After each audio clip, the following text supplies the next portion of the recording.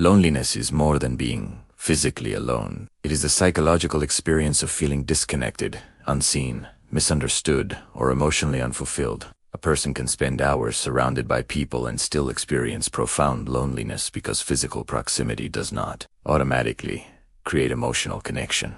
At its deepest level, loneliness reflects a gap between the connection a person needs and the connection they believe they have. The mind is designed for attachment and belonging, so when meaningful connection is missing, the absence can become psychologically painful. Loneliness can develop after rejection, betrayal, loss, relocation, social isolation, repeated disappointment, or long periods of emotional neglect. Sometimes it begins quietly. A person stops sharing their thoughts, gradually withdraws from others, and becomes accustomed to handling everything alone. Eventually, isolation becomes familiar, and reaching out can feel more frightening than remaining alone. One of the most complicated aspects of loneliness is that it can create its own cycle. The lonelier someone becomes, the more sensitive they may become to signs of rejection. A delayed response can feel like evidence that nobody cares. A canceled plan can feel like personal rejection. An ordinary disagreement can seem like proof that the relationship is failing. The mind begins interpreting neutral experiences through the lens of loneliness,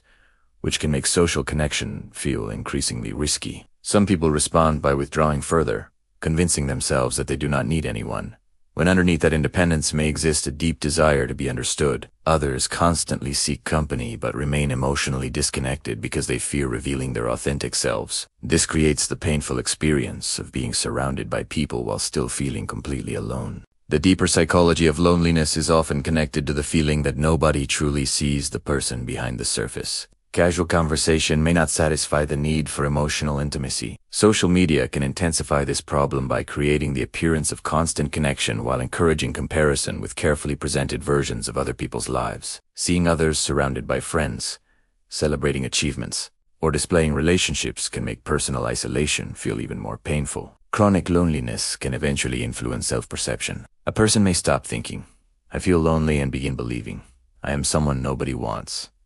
This transformation is dangerous because a temporary emotional state becomes an identity. Healing begins by understanding that loneliness is a signal, not a permanent definition of who you are. Meaningful connection usually develops through repeated, honest interactions rather than instant emotional closeness. Reaching out to one trusted person, joining communities based on shared interests, participating in activities that create regular contact, and allowing yourself to reveal small parts of your authentic experience can gradually rebuild connection. It is also important to recognize that healthy relationships require vulnerability. If you constantly hide your needs, fears, opinions, and emotions, people may know your presence without truly knowing you. Becoming connected, therefore, requires not only finding others but allowing yourself to be seen. If loneliness becomes persistent and significantly affects daily functioning, emotional well-being, or hope for the future, professional support can also be valuable. You do not need hundreds of relationships to overcome loneliness. Often, what the human mind needs is a few genuine connections where you feel accepted, understood, and emotionally safe. Sometimes loneliness does not disappear when more people enter your life. It disappears when you finally feel that you no longer have to hide who you are to keep someone there.